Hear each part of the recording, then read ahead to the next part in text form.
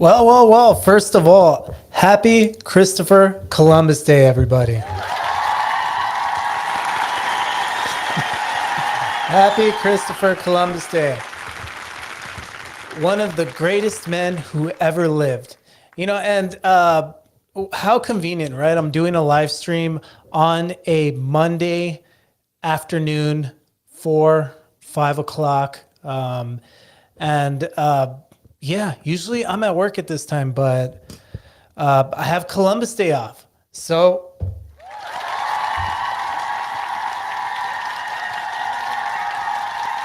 and you know what? For the majority of my adult life, Christopher Columbus has been like a controversial figure because he enslaved Native Americans, he massacred Native Americans, he's dumb, and he doesn't. He thought he discovered America, but America had already been discovered by the Vikings, and Native Americans were already there.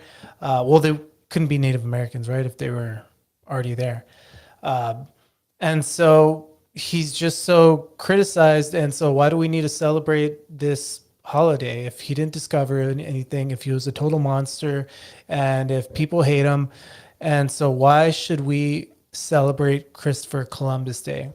And well, so far I've had the day off of work, so that's one thing. I'm sorry, but seriously, like I'm not trying to be controversial. The whole purpose of doing the stream, I'm not trying to be controversial. Like I really feel like nowadays with politics, or nowadays with our social culture, everything is so tied to being political. And so if you have one social point of view, if you have one religious point of view, if you have one individual, any type of point of view, you're automatically tied to a political, how do you say it? To a political side. You're either conservative or you're liberal. You're either right or you're on the left. And so I do not think I'm, like I said, I'm not trying to be controversial, but that's the whole reason why I'm doing this live stream, is because I do not think Christopher Columbus, the history of Christopher Columbus, should be political. I don't think it should be one of these things that parts of history that divide people. I think the same way that we learn about every other person in history should be applied to Christopher Columbus. I think the same way we learn about Native American history is the same way we should apply to Christopher Columbus. We shouldn't hold our own biases towards anybody in history. And we know this just based off of human beings in general. You can look at American culture and see things like slavery that are so evil and unforgivable as far as their what morally they've done. And you could hold the same thing for Native American culture, for some of the things that they did that was so unforgivable and so evil. And so you can't, and so we have to apply that same vision towards towards everything in history. But like, I want to try to give a history. I want to give the full story of Christopher Columbus as best as I can, because as I was going through my notes, I realized, like, dang, I don't think I'm going to be able to go through everything, because I started off, okay, so I started off reading this book. It's called Christopher Columbus and the Quest to Jerusalem. It's by Carol Delaney. And let me actually read the back really quick. So Carol Delaney received an MTS from Harvard Divinity School and a PhD in cultural anthropology from the University of Chicago. She is now a professor emerita, or she used to be. She's retired now, and she actually retired because of writing this book at Stanford University, and is a research scholar at Brown University. And the reason why I started reading the book was because I had learned that our understanding of Christopher Columbus, the new environment and culture that we've been taught about from Christopher Columbus is a bunch of bullcrap. And if you care about history, if you care about truth, beyond anything else, we should really care about truth. We should want to know what the actual truth is, unblinded from our own biases. And so I'm going to play a video really quick. Christopher Columbus. All right, so I hope you guys enjoy this. I don't know if I'll play the full video, but I'm at least going to play this part. Evil. Pure evil.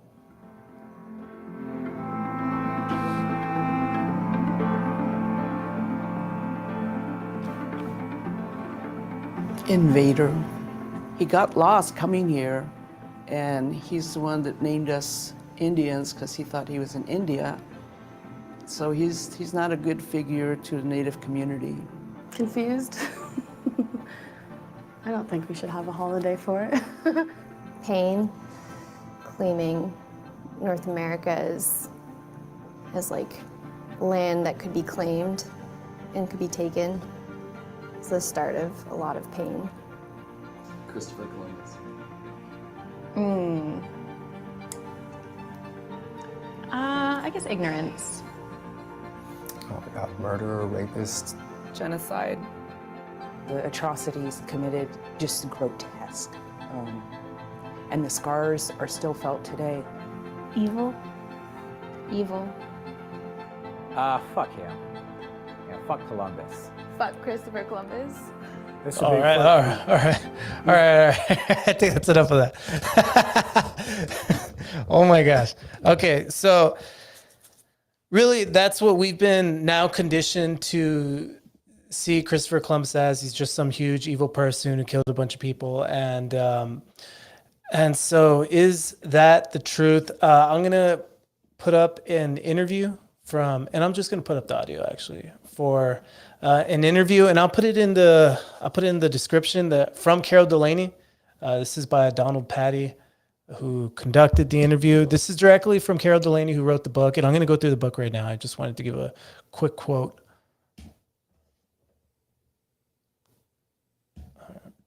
I've got another question, and this was also first voyage. So one of the things people often say is, well, that he took Native Americans captive and took them aboard his ship, and he was trying to enslave them. What was going on there? Oh, that's totally ridiculous. It was that he did take 6 natives back with him, and in his diary he said lots more wanted to go. All he had was a tiny little ship, trying to get a rescue ship. He went back to Spain to get a rescue ship to come back and get the men that had to be left behind. So he did take 6 natives with him. He said more wanted to go. They got to Spain. They were all baptized. Baptized people could not be enslaved. One of them became his godson and traveled with him on his other voyages. 2 of them remained at court. And lately I've been thinking, I would love to know what happened to those 2 who remained at court. They must have, stayed in Spain, maybe married Spaniards, maybe there are relatives there today. It would be really interesting to know what happened to those 2.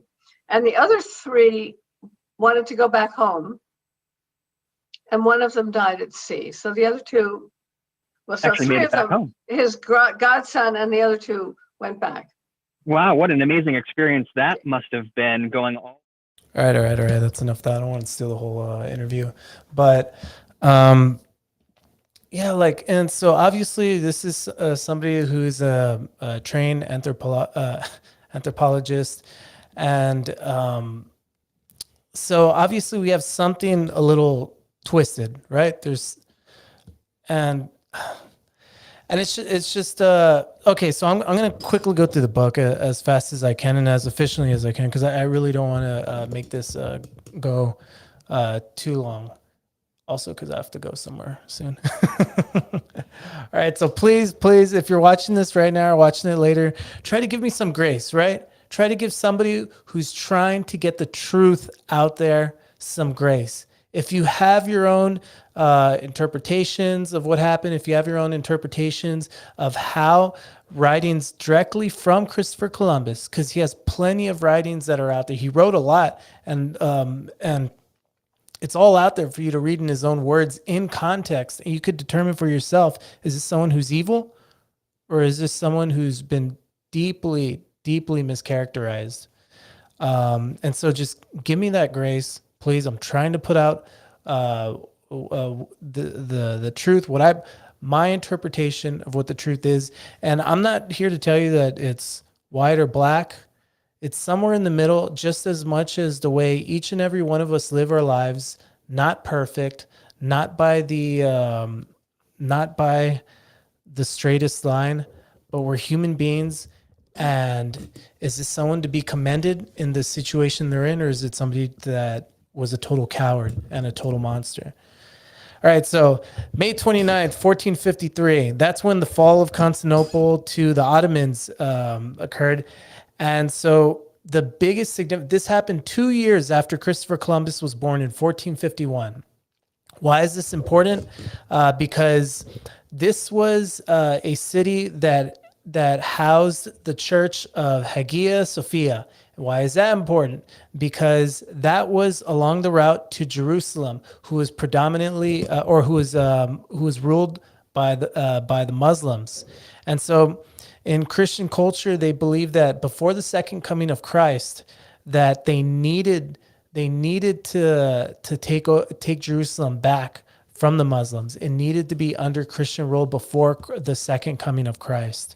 So at the same time that Christopher Columbus grew up, there was a huge apocalyptic feeling that the end of times was coming near, and the urgency itself was there was an urgency for Jerusalem to be taken back by the Christians.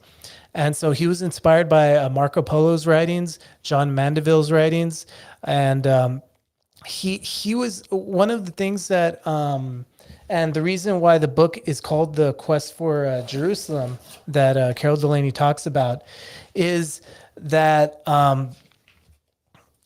he was a huge apocalyptic figure. He believed that the end of the world was coming soon, to where he did the math and he added up all the lifespans in the Bible, and he tried to do the math as to how long it'll be till the second coming of Christ. He first came up with 1,759 years left until Christ was to come back. And then he redid the math 2 years later, and in a minimal 155 years left until Christ came back. So Christopher Columbus was deeply motivated by this. In fact, this motivated.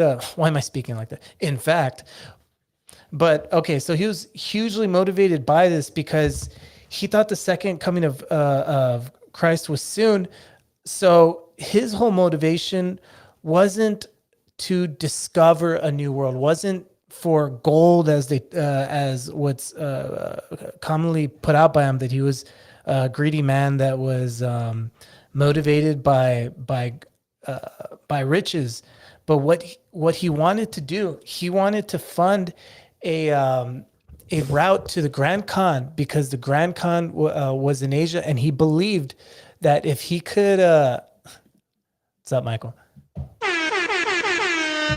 And he believed that if he could if he could start a route directly to Asia, that he could convert the Grand Khan to Christianity, and that would motivate the Grand Khan to lead a conquest to Jerusalem, to take it back in the name of Christianity. And so that's what motivated his idea of doing a route from Europe to Asia. And so the difficulty with this was that he first he first tried to propose this to Portugal, but at the time Portugal was in the works of figuring out. They thought that they had a clear way of navigating south of Europe, going under instead of going through the Atlantic. And so they had made some good strides in achieving this. And so that was part of the reason why they didn't accept Columbus's proposal. And then he brought it to Spain, and Spain was a highly religious country. And let me actually read you some of Spain's the way that they enforced their religion. And this wasn't something that was like highly okay, let me just read it. Okay. So, with renewed vigor, the Spanish sovereigns authorized a campaign to convert both Jews and Muslims. Many Jews did convert. For those who refused, the sovereigns revived a rarely enforced 1412 law that stipulated Jews henceforth would have to wear a patch on their clothing and be confined to separate residential areas. Those who refused to convert would no longer be allowed to practice professions such as doctors, chemists, drug sellers, blacksmiths, carpenters, tailors, butchers, cobblers, traders, tax collectors, while those who did convert were able to rise in professions such as merchants, magistrates, and on and on. Nevertheless, many Christians were suspicious of these conversos, and believed they were secretly keeping the practices by their faith. In short, they really enforced Christianity within their country. They forced everybody to convert, and so this was a hugely religious country, and so they shared Columbus's motivation, and you could see in his writings when he writes back to Spain, he specifies that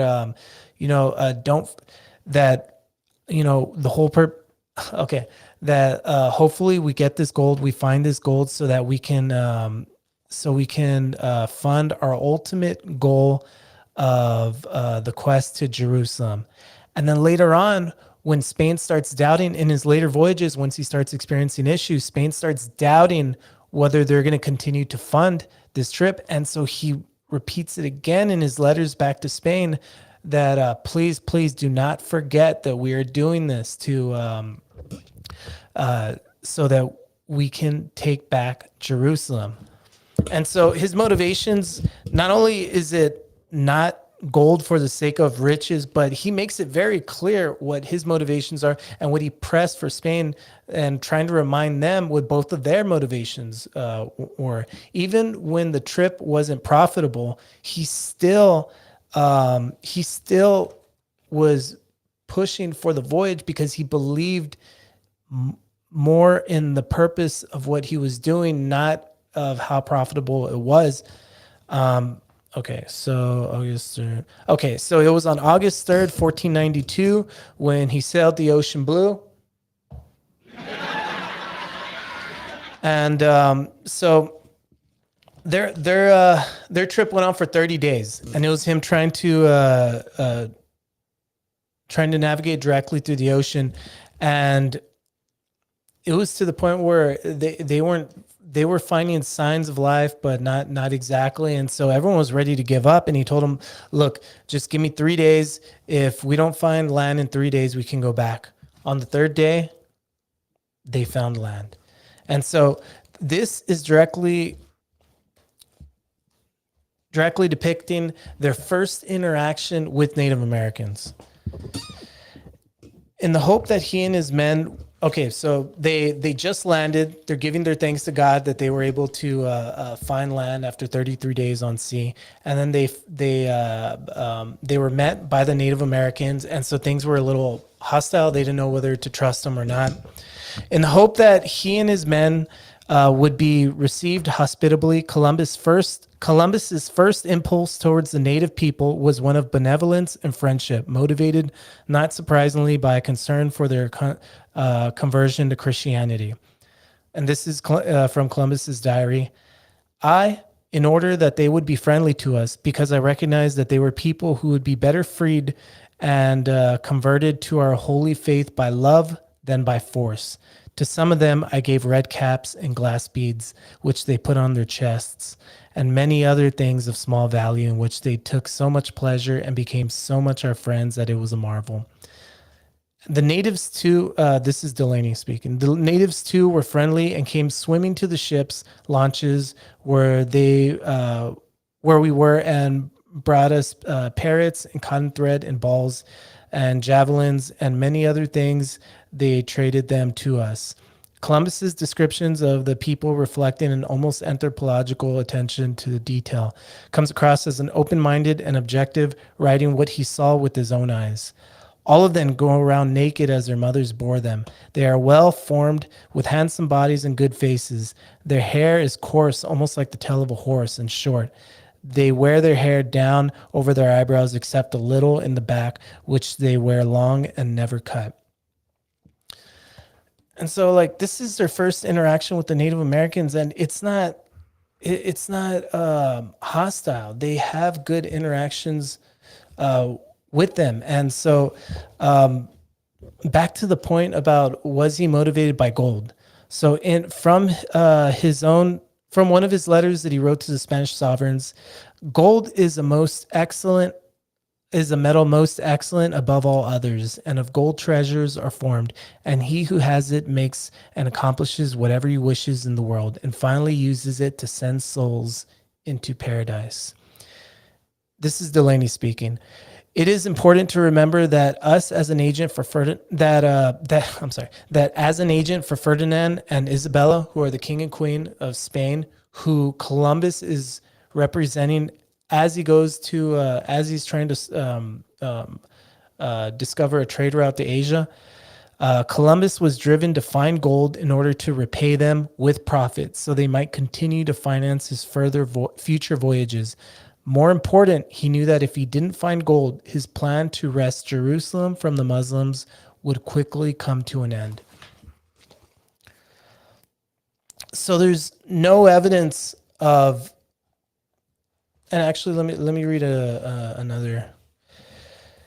So this is at the end of the first voyage. There's a bunch that happens. You can go into his diaries. There's plenty of biographies who's been written by him, but let me read this in regards to the first voyage, because after this, shit hits the fan. There's no evidence of hostilities. There's no evidence of hostilities during these early encounters with the native people, only curiosity on both sides. After sailing among the islands in the Bahamas for the large land. Okay, well, let me make sure I'm only getting the good stuff. So to go to the mainland. Okay. No, that's already the main point. Okay, so there's no... Actually, I missed this part. Remove this. I was going crazy writing all these notes. I'm trying to make sure I don't miss anything, and I realized I don't think I'm going to be able to get all this out the way. So he sent some men ashore, giving instructions as usual, that if the natives fled at their approach, the men must not touch or take anything from their houses. From the very beginning, Columbus notes how generously the natives shared whatever they had, and he did not want his crew to take advantage of them. He demanded that there be an exchange, for example, beads and bells for needed food supplies. It was unequal, to be sure, but trade nonetheless. He continually recounts having to restrain his crew from looting villages when the residents fled at their approach. Throughout the diary, he repeats, "I did not allow anything to be taken, not even the value of a pin." I don't have to go through all my crap. Okay. All right. So on, so on December 24th, while they were, and this is still on the first voyage, he accepts an invite from a tribe leader called Guacanagres.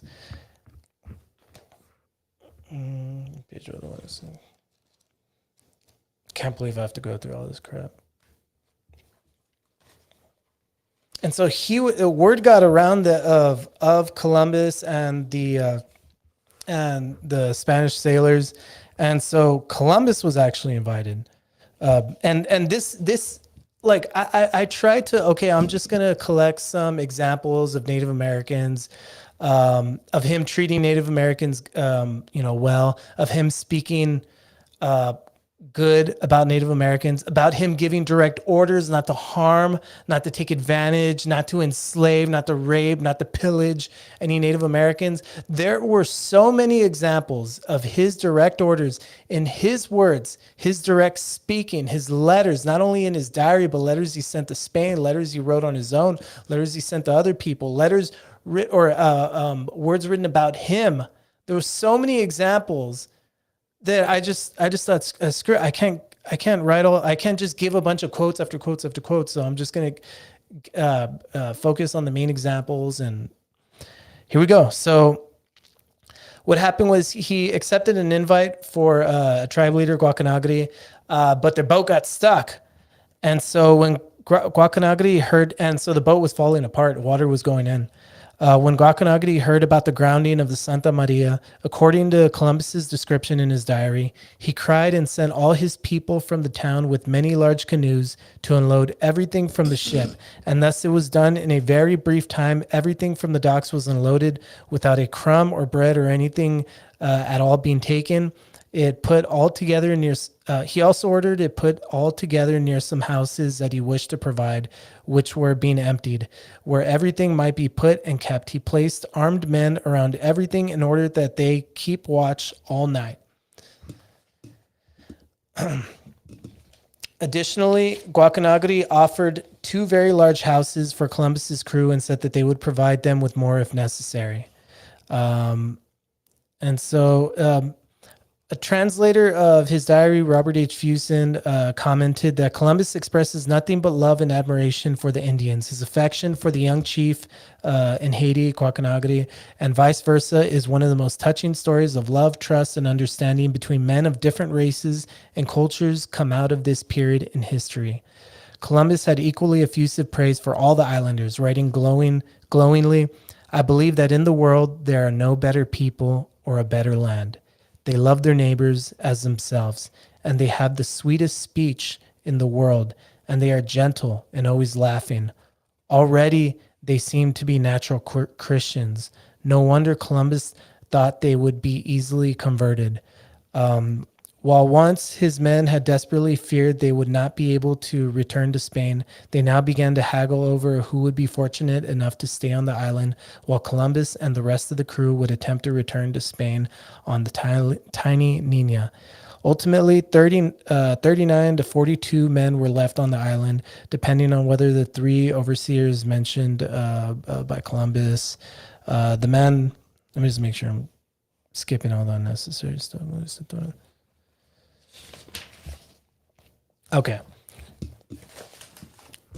But yeah, that's the main thing. Obviously, he had a close friendship with Guacanagri, and there's so many interactions like that really voiced the way that he felt about how to treat the Native Americans. And so I'm hoping I could get to everything before I have to take off. So he needs to leave. He leaves men behind. And so they're actually fighting and who gets to stay behind instead of having to sail across the ocean. And so before he leaves, he gives direct orders. So Columbus named Diego de Harana as captain in his stead and gave explicit instructions about how the men should conduct themselves. Columbus ordered them to do no harm to the Indians and to respect Chief Guacanagri, to whom they owed so much. He also decreed that the men were not to scatter themselves or enter inland, but to stay together, and especially to, and this is from directly from his diary, avoid doing injury or using violence to the women, by which they would cause scandal and set a bad example. Rather, they should strive and watch by their soft and honest speech to gain their goodwill, keeping their friendship and love, so that he should find them as friendly and favorable, and more so when he returned. And so these are his direct orders after he leaves. You know, the whole first voyage is like a big kumbaya. Everything goes great. They have great interactions with the Native Americans, and things couldn't have been better. so he goes back to Spain. He's treated like a hero, and he feels great, and until he comes back, and before he does, actually, when he's and let me clarify this because, he's accused a lot of stealing land from the Native Americans, and we actually have it in his writing. And this is probably the most important point, on top of all the things that I said about that he said about Native Americans that I pointed out. When he was in Spain after his first voyage, he goes to Spain. He speaks to the queen, and she tells him, write down what your purpose is for this new land. And so everybody's on high. And so now the queen's asking him, okay, with the bull's decreed and the pope's support, the queen could turn her attention to the second voyage. Isabella requested that Columbus write up a memo describing his vision for the settlement. Columbus's memo contained a very detailed outline for the structure of the settlement, its government, the registration of any gold found through exchange or extraction, the people who should be permitted to be involved in the enterprise, and the kinds of occupations to be undertaken by the settlers. It was to be a factoria, a trading post, based in large on what he had seen in Guinea. A factoria is not a colony, but rather a settlement established for the purpose of trade, presumably beneficial to both parties. Colonization of the newfound lands was not being considered at this time, for it was clear that the lands belonged to local chiefs and possibly even to the Grand Khan or some other overlord. Although the trade was to be undertaken in the interest of the sovereigns and their equivalents in Hispaniola and elsewhere, a factoria was also a kind of medieval fiefdom held by individual families. This one would be hereditary in the Columbus family. Columbus and his heirs would be entitled to 10% of any profits. His purpose of the land was to be a factoria, which is a trading settlement. It was a neutral location, one location owned by one family, the Columbus family. And this would be where both sides, both countries would thrive. They would both, it would mediate trades between the two different countries, and both countries would prosper. And keep in mind, he wasn't trying to take over this land because he thought it was Asia. He thought he was on the periphery of the Grand Khan. So it's not like there was land to be taken. And so there's one more long excerpt I'm going to read, but it's because this is really the beginning of the end. And I really want, like, as I had to understand, I would like for other people to understand how the craziness that he was dealing with, like the insanity of the situation he was doing it, and the insanity of, I don't think any of us would have dealt with it the way that Christopher Columbus did. And this is where I put him above just being a mere flawed man. I think he had integrity. I really do. I think he had integrity, and I think he had honor in the way that he handled this situation, because I don't care white or black or whatever. If I were in this situation, I'd want blood, and I don't care what happened. I'm not taking, like, I'm saying all this, right? Yeah, I'm some tough guy, whatever. But I don't think any of us would have handled it this way. So he comes back from for the second voyage, and he finds all his people dead.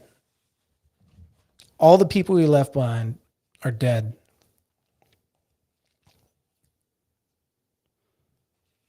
As they sailed into the harbor, Columbus and the crew were greeted by a gruesome sight. Several bodies were floating in the water. From the condition of the bodies, it was clear that their deaths had been fairly recent, and they appeared to be Europeans. Immediately on landing, Columbus learned that every last one of the men he had left at Navidad was dead. A macabre detail did not go unnoticed by the terrified voyagers. The eyes of the dead had been removed. Michel de Cunha wrote to a friend that whenever the Indians beheaded someone, they scooped out the eyes and ate them. The incoming Spaniards, including Friar Buell, wanted revenge. Buell told Columbus that he should put Guacanagri and his people to death. Columbus, though devastated by the massacre, did not jump to the conclusion that it was Guacanagri's people who were responsible. Columbus displayed enormous patience and forbearance despite his shock and the particular grief he must have felt since one of the dead was his friend, Diego de Harana. He surmised correctly, as it turned out, that the Spaniards had defied his explicit instructions and done everything he had told them not to do. Reserving judgment until he could find out the truth, he first turned to Diego, his Indian godson, to find out what had happened. Columbus's worst fears were confirmed. He learned that the men had begun to fight among themselves, had formed into groups and gone on raiding parties to the neighboring area belonging to Canobo. They stole goods, raped the women, kidnapped them, and took them back to Navidad as concubines. Not surprisingly, Canobo retaliated by attacking the garrison, killing all the men, burning their village. Columbus decided to pay a visit to Guacanagri and learned his side of the story. Dressed in full regalia, he and 100 men, accompanied by pipes and drums, marched to Guacanagri's village. About 10 miles inland, Guacanagri confirmed that Diego's report. He felt responsible to Columbus and was chagrined that he had not been able to keep his promise to protect the European men. He said that when he tried to help them, he was struck by a large stone and injured. Dr. Chanka could see no evidence of a wound, but Columbus decided not to press the issue and invited Guacanagri on board for dinner. There, for the first time, the Indian chief saw a horse. Over dinner, Columbus learned that the men had been hoarding gold that they had either found or stolen and had not reported it for the crown.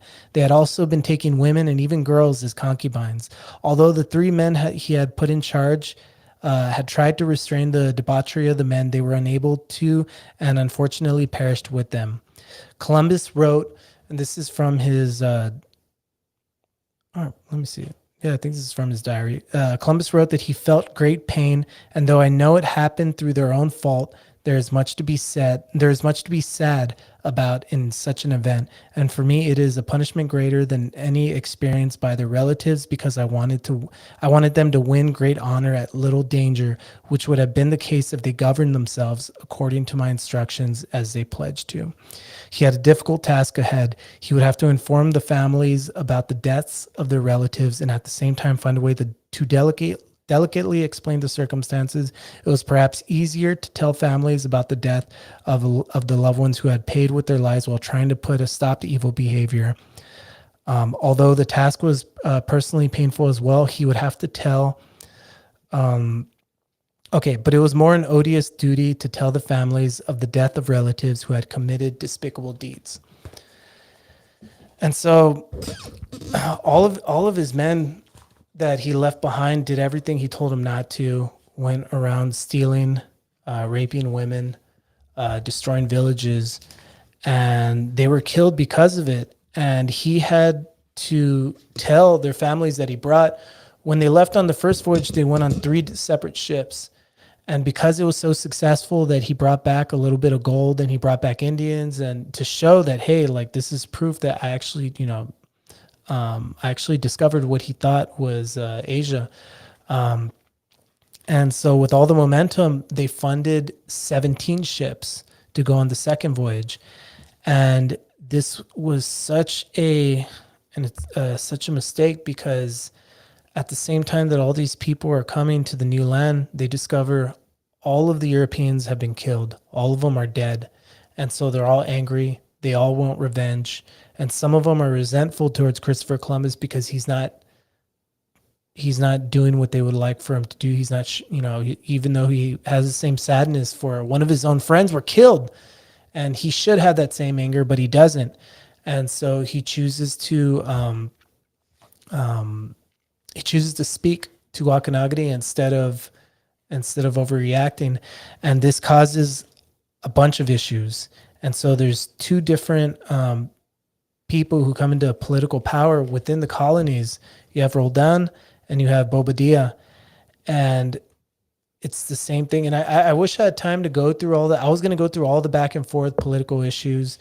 Long story short, and Marguerite, same thing. Yeah. I'm trying to see what I can go through before I have to end the stream.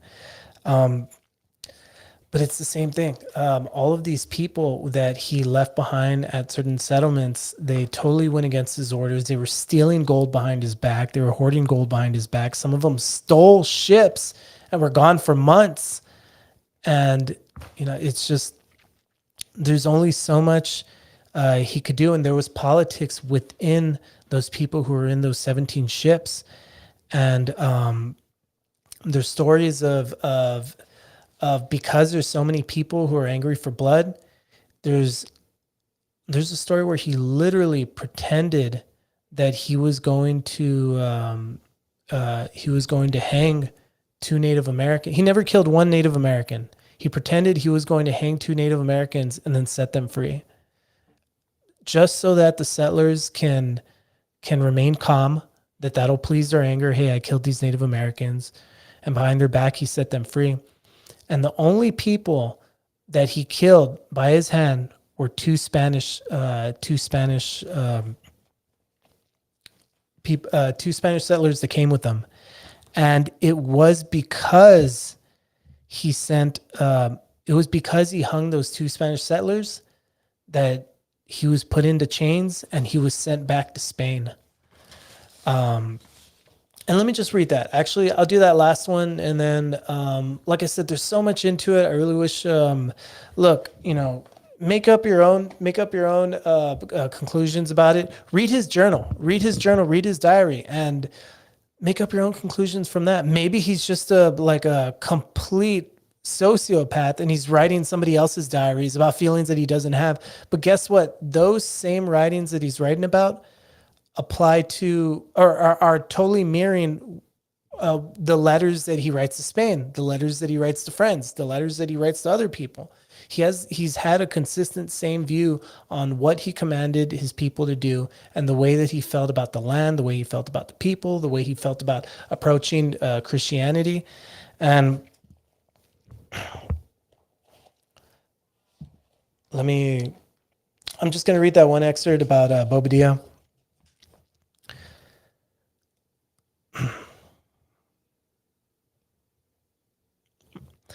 With Columbus dispatch, so Columbus is out there exploring while his people are at the settlement. And while he's there, Spain sent an investigator because all of the Spaniards were pissed off with Columbus's allegiance to the Native Americans. And so they sent Bobadilla to come and investigate what's going on. But the Queen didn't even. Well, I'll explain right now. Okay. With Columbus dispatch, Bobadilla released rebel prisoners and ingratiated himself with the colonists who remained. Oh shoot, this is the wrong one. Hold on, give me a second. This isn't. Okay. At the time of Bobadilla's arrival, Columbus was inland checking on one of the outposts, taking advantage of his absence. Bobadilla marched in the fortress, which was being guarded by Miguel Diaz and a few men. Arrived, investigated, rebel. Oh no, I'm sorry. Let me get this. I'm all over the place. Son of a bitch. All right. As Bobadilla approached Santo Domingo in August 1500, he saw a terrible sight: two Spaniards hanging from a newly constructed gallows. These were the men who had been punished for the rebellion and the hideous deeds that they had committed against the Indians. Columbus intended their deaths to serve as an example not only to the rest of the colonists, but also to show the Indians that the rule of law also applied to his own men. Before he even heard Columbus's side of the story, Bobadilla was enraged at what he saw and sympathized with his disaffected compatriots. So just with that alone, he puts Columbus in chains and he sends him back to Spain. And so Columbus remained in chains up until he got to Spain, and he waited until he spoke to the Queen. And Queen Isabella, once she heard what Bobadilla did, she totally disapproved of it, and freed Christopher Columbus, gave him back his honor, and he had to wait like a year or something because it takes a long time to set up these voyages, for him to be able to voyage back. And so, like I said, these are very complicated stories, man. The four, like if you could read through the 4 voyages that he had in the Americas, it's insane. Like I wanted to go through some videos of common things that people criticize about Christopher Columbus. I might do it tonight. Not really sure, but I hope this gives some at least open-mindedness. Like, hey, do you know what? Maybe we're not.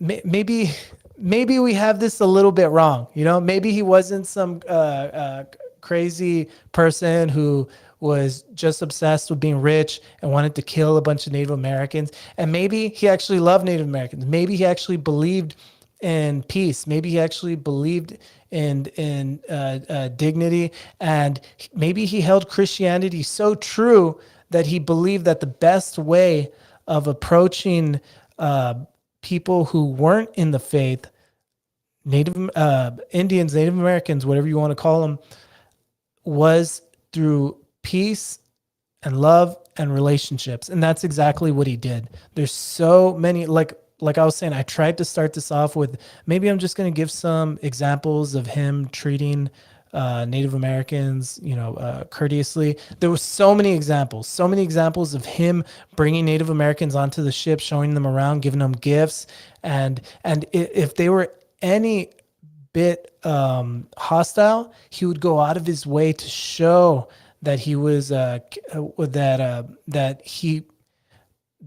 he was only there on good intentions. He was only there to make peace with them, and they received him well back. But these situations that he was in, like, oh my goodness, read the damn book or look through it, or read his diaries, read any one of the biographies of him. You'll see like the situations he was in were horrible. They were total crap. He was stuck in between. There was one situation to where they were literally left for dead. They were marooned on an island for a year. For a year, he was stuck on an island with 100 other men, and he refused to. They stayed in a boat, and he refused to settle off of the boat because he did not want the Native Americans to think that they were encroaching on their land. That's how true he was to respecting the Native Americans. That's how true he was to keeping the peace. And so he didn't want to cause any issues. He didn't want to cause any turmoil. He only respected the Native Americans, only loved on them, never wanted to hurt them. There's too many examples of him going above and beyond, treating Native Americans with love, and being totally against slavery, being totally against raping, killing, massacring, all that crap. Did not want to colonize the land because he didn't even think it was a land to be colonized. He thought he was in Asia. And so all of this stuff that's going on right now, I don't know, maybe later on tonight I'll do another video on it. Happy Christopher Columbus Day, you all. I hope you have a great, blessed rest of your day. And oh my God. Once again, don't hate me because I think that Christopher Columbus is, screw it. Hate me because I think Christopher Columbus is an awesome guy. I love you all anyways. Have a good one. God bless you all.